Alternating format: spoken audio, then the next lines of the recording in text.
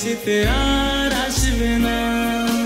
দেশে ছিলাম মাগো তোমার ছায়ায়, কর্মের দোষে এলাম প্রবাসী জেলখানায়। দেশে ছিলাম মাগো তোমার ছায়ায়, কর্মের দোষে এলাম প্রবাসী জেলখানায়।